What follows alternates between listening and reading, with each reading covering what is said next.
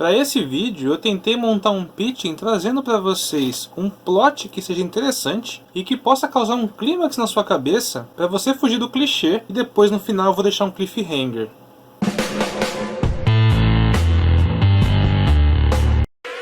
Oferecimento Canicos Moda Nerd. Portal aberto, sejam bem-vindos, viajantes do Armonverso. Eu sou Fábio Jesse e eu sei que você pode não ter entendido algumas coisas que eu falei antes da vinheta, mas é exatamente para isso que esse vídeo está sendo feito hoje.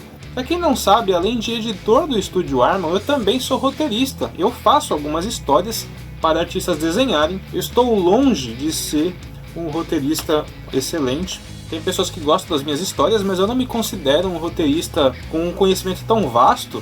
Mas ainda assim, eu conheço alguns termos interessantes que eu costumo usar quando eu falo de roteiro com outras pessoas e que provavelmente você pode escrever a sua história e talvez não conheça esses termos, né? Então eu vou deixar aqui algumas palavras usadas no mundo do roteiro para que você não fique confuso quando você ouvir as pessoas falando algumas delas, como eu disse ali no começo do vídeo. É quase que de conhecimento geral que cada profissão, cada segmento, cada atividade tem uma espécie de vocabulário próprio, né? Tanto no ramo da medicina, da engenharia, da arquitetura, da veterinária e dentro das próprias artes mesmo, nas diversas vertentes que a arte pode proporcionar, os profissionais dessas áreas têm um vocabulário próprio. E as palavras significam coisas específicas dentro daquela profissão, e você pode ficar perdido quando você ouve alguma delas e não sabe o significado. O vocabulário dentro da construção de roteiros, né, tanto para quadrinhos, quanto para livros, quanto para cinema, para séries, ele é muito vasto. Eu vou trazer aqui para vocês nesse vídeo algumas das que eu costumo usar frequentemente e que eu ouço as pessoas usarem também no ramo de quadrinhos. Vão faltar palavras? Vão! Se você tiver alguma palavra que você ouviu e não sabe o significado, posso fazer uma parte 2 desse vídeo. Começando por ordem alfabética, a letra A tem algumas palavras, mas eu vou direto para B e comentar sobre a palavra background. Quando a gente fala, qual o background da sua história? Muitas vezes a gente não sabe responder essa palavra. O background nada mais é do que o universo onde a sua história se passa, né? O background ele é meio que o pano de fundo da sua história, onde todas as coisas vão se desenrolar ali.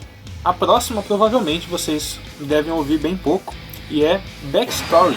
Quando eu falo para as pessoas, você precisa construir o backstory desse personagem. Se você levar ao pé da letra, pode ser que você entenda o que significa, mas fazer uma backstory quer dizer você escrever a história de um personagem até o momento em que a narrativa começa. Vou dar um exemplo. O Serafim de Oxente, ele tem uma backstory. A história começa no ponto em que ele está no deserto e ele encontra o Zuran e defende o Zuran dos cangaceiros.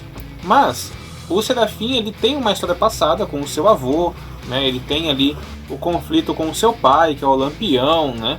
E o Renato, antes de começar a série Oxente, ele escreveu essa história do Serafim em algum lugar para já ter dominado ali quando ela precisar vir à tona na história. É importante dizer que quando você vai construir uma história, um roteiro, você não pode simplesmente criar um personagem e jogar ele na história. Ele tem que ter uma backstory para poder ser bem construído, mesmo que alguns elementos dessa backstory não apareçam na história principal. Elementos como, sei lá, a idade dos personagens, o sobrenome deles, quem são os pais, né, o nome dos pais.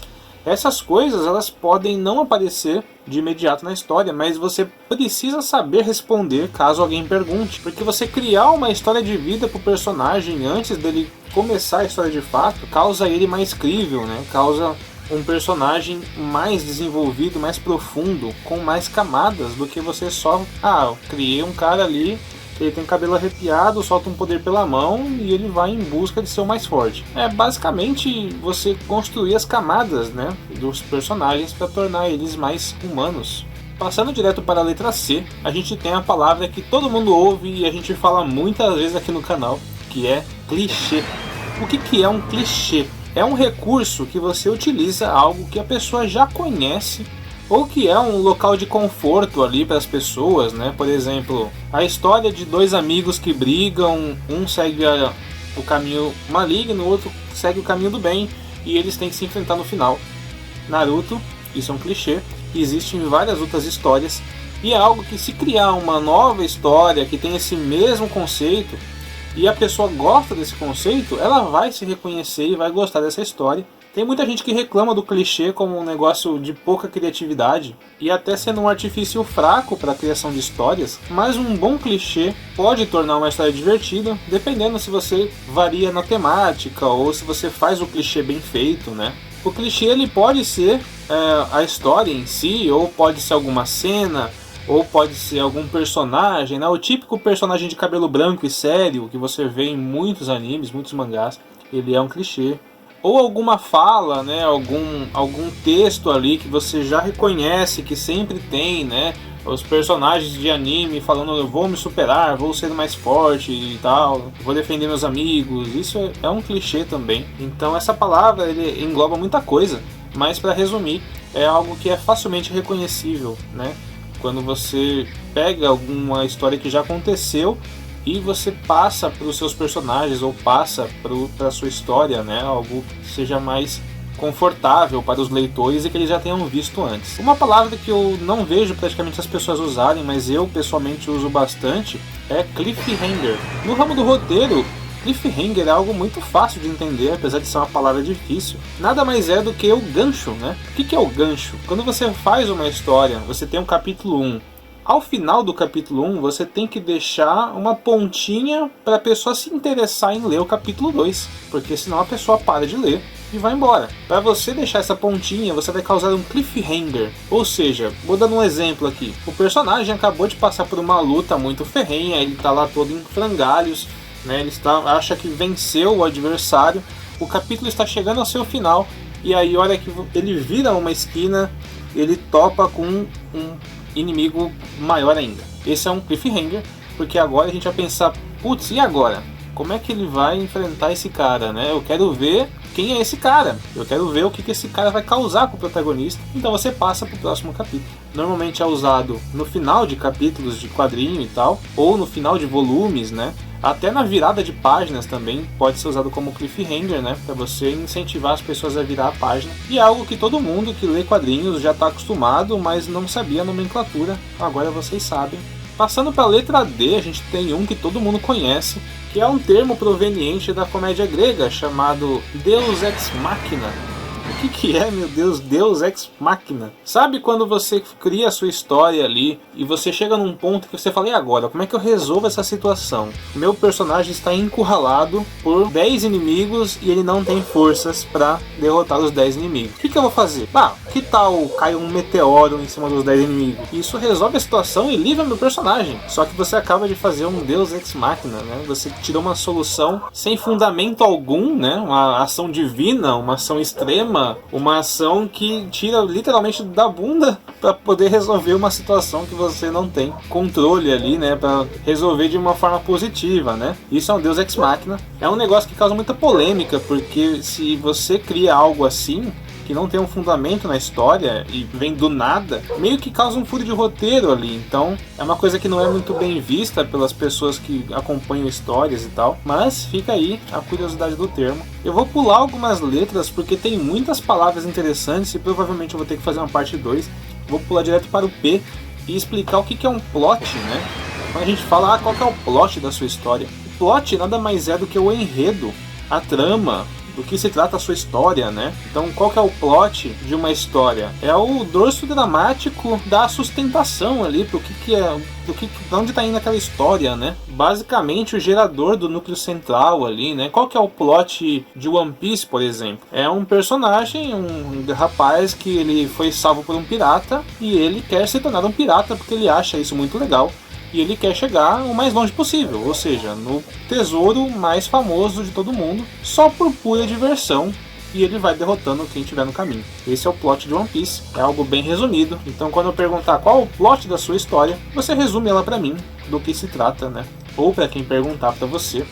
E ainda na letra P a gente tem a palavra pitching. Parece uma palavra feia pra caramba, né? Mas ela pode ser encarada como um processo comercial ali de venda da história, né? Como é que eu vou te vender a minha história, né?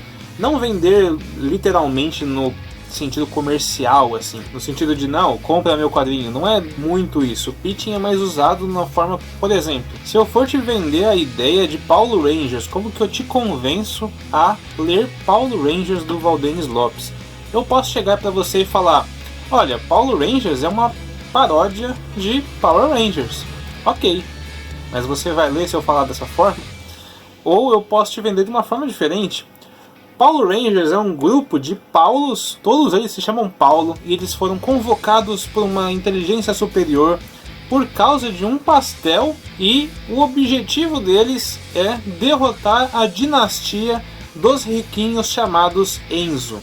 Tudo isso envolto de muito meme de internet, muita piada e uma pitadinha de Power Rangers. Talvez você concorde que dessa forma eu possa causar aí uma curiosidade para você conhecer a história. Então eu te fiz um pitching diferente, né, para vender a história para você, para te convencer que você deve acompanhar essa história.